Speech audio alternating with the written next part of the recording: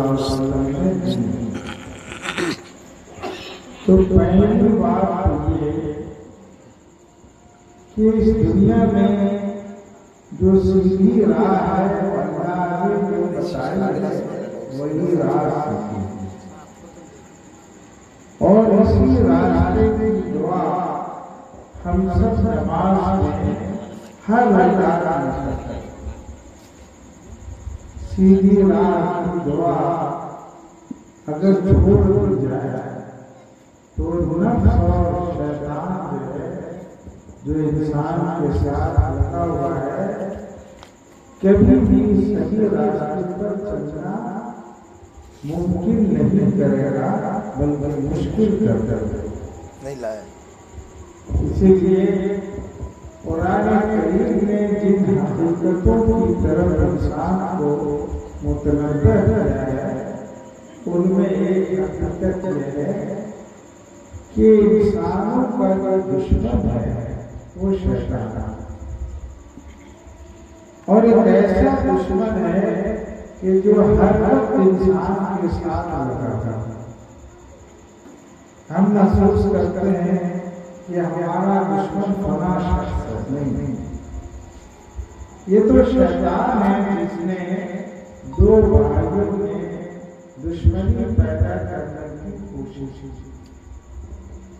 اسی لیے قرآن کریم جیسی کتاب کی تلاوت کے لیے بھی تعوذ پڑھنا ضروری ہے۔ تعوذ ہے کیا؟ یہ اللہ سے مدد طلب کی جاتی ہے کہ اللہ ہم شیطان کے شر سے پناہ چاہتے ہیں، آپ ہمیں اس شر سے بچائیں۔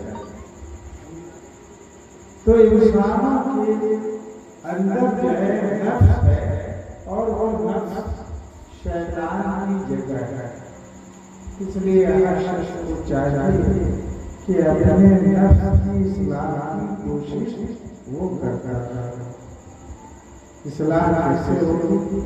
سب سے پہلی بات یہ کہ وہ اپنے گناہوں کو یاد رکھے کہ ہم سے یہ گناہ آج ہو گیا، ہماری نماز چھوٹ گئی، ہم نے کسی کی شکوہ شکایت کر دی، ہم نے کسی کی غیبت کر دی، ہم نے کسی کے ساتھ بات کرنے میں غلط بات کہہ دی، اس کو برا بنا کر دیا، گالی گلوچ کر دی۔ اگر ایسی کوئی بھی بات ہو جائے تو ہمیں فوراً اللہ سے اس گناہ کی معافی مانگنی چاہیے۔ اس معافی مانگنے کا نام توبہ کرنا ہے، اور بہتر یہ ہے کہ انسان توبہ کرنے کو اور اللہ سے معافی مانگنے کو اپنے روزمرہ کی معاملات میں شامل کرے۔ معاملات میں شامل کرنے کا مطلب یہ ہے کہ جس طرح ہم اللہ کی حمد کرتے ہیں، کھانا شروع کرتے ہیں تو اللہ کا نام لیتے ہیں، کھانا ختم کرتے ہیں تو الحمدللہ کہتے ہیں، پوری دعا پڑھتے ہیں الحمدللہ الذی، پوری دعا ہے۔ یا ہم صبح اور شام کی دعائیں پڑھتے ہیں، سبحان اللہ سبحان اللہ العظیم۔ تو اس طرح کی جو دعاؤں کا معمول ہے ان دعاؤں میں استغفر اللہ کی دعا بھی شامل کر دی جائے، جس سے انسان جب اللہ سے مغفرت کرتا ہے تو مغفرت کے تین فائدے ہیں۔ پہلا فائدہ یہ ہے کہ اس کے گناہ معاف ہو جاتے ہیں، جو سب سے بڑی نیکی اس کو ملتی ہے کہ اس کے گناہ معاف ہو گئے تو اس کی نیکیاں بڑھ جاتی ہیں۔ دوسرا بڑا فائدہ یہ ہے کہ آپ گاؤں کے لوگ ہیں، کھیتوں میں آپ دانے اگاتے ہیں، کھیتیاں کرتے ہیں، یہ کھیتیاں جو ہیں پانی سے لمبے پاتے ہیں بڑھ اگر پانی نہ ہو تو یہ کھیتیاں سوکھ جائیں، تو استغفار کرنے والے کو اللہ جو ہے اس کے مال میں برکت دیتا ہے، بارش برساتا ہے، کھیتیوں میں غلہ دیتا ہے، رزق میں برکت دیتا ہے۔ اگر آپ دکان کرتے ہیں اور دکان میں بظاہر برکت نہیں ہوتی ہے تو اللہ کا نام لے کر روزانہ بیٹھیے اور استغفار کی کثرت کیجیے، تو انشاءاللہ آپ کے اس دکان میں بھی برکت ہوگی، آپ کی کھیتیوں میں بھی برکت ہوگی۔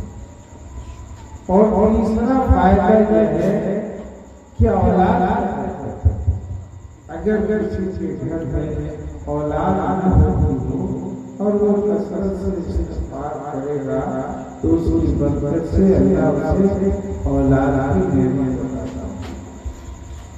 اس لیے ہمیں اپنے گھروں میں ہر شخص کو استغفار کا معمول بنانا چاہیے۔ دوسری بات یہ کہ رسول پاک صلی اللہ علیہ وسلم نے اپنے بارے میں یہ فرمایا کہ میں دنیا میں تعلیم دینے کے لیے آیا۔ یہ تعلیم ہے کیا؟ قرآن کی تعلیم۔ قرآن کی آیات کو صحیح طور پر پڑھنا سیکھنا، جو ہمارے مکاتب میں علماء و حفاظ بچوں کو قرآن پڑھنا سکھاتا ہے۔ دوسری تعلیم قرآن آیات کو سمجھنے کی ہے، جو ہمارے مدرسوں میں قرآن کی جو تعلیم سمجھنے کی ہوتی ہے۔ تیسری چیز کہ قرآن کے علاوہ جو حکمت کی باتیں ہیں، جو رسول پاک صلی اللہ علیہ وسلم کی احادیث میں ہیں، وہ حکمت کی باتیں بھی ہمارے مدارس میں پڑھائی جاتی ہیں، سکھائی جاتی ہیں۔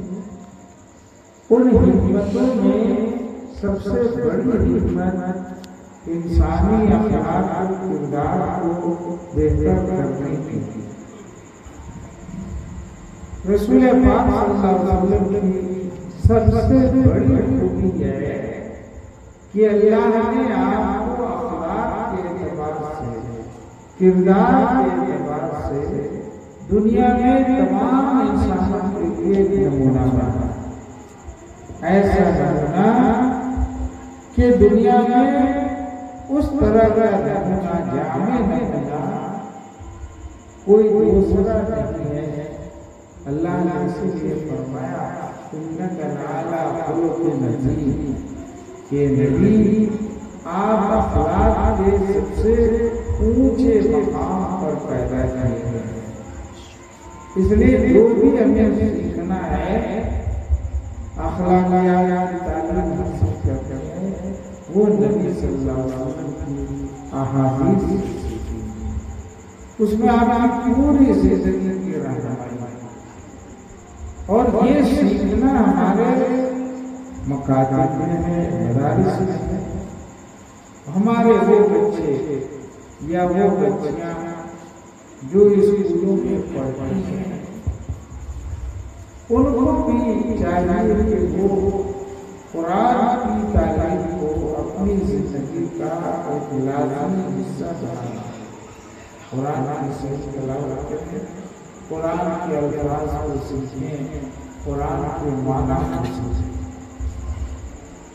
احکام حلال و حرام کیا ہے، نماز کے فرائض کیا ہیں، وضو کے فرائض و ارکان کیا ہیں، آداب کیا ہیں، غسل کے کیا ہیں، گھر میں کھانوں کے بنانے کے حلال و حرام کھانے کیا ہیں، ان سب کی تعلیم لینا یہ ہر انسان کے لیے ضروری ہے۔ لیکن ظاہر ہے جو بچے اور بچیاں اسکولوں میں تعلیم پاتے ہیں، اسکولوں میں یہ تعلیم نہیں دی جاتی ہے کہ اخلاقیات کیا ہیں، حلال کیا ہے، حرام کیا ہے، آداب کیا ہے، اس کی تعلیم نہیں دی جاتی۔ اس کی تعلیم ہمیں اپنے گھروں میں دیتے ہیں، مساجد میں دیتے ہیں، مکاتب میں دیتے ہیں، اور بہتر یہ ہے کہ ہمارے اسکولوں کے نظام میں سال میں 2-3 بار بڑی چھٹیوں کا وقت ہے، جیسے ابھی کل کے بعد اردو اسکولوں میں اور ہندی اسکولوں میں تو کہیں سے تعلیم جو سرکاری اسکول ہے وہاں شروع ہو رہی ہے، اور یہ تقریباً 20-25 دنوں تک رہے گا۔ یہ جو 20-25 دن کا عرصہ ہے یہ ہمارے بچے اور بچیوں کی دینی تعلیم اور تربیت کے لیے بہت ہی اچھا ہے۔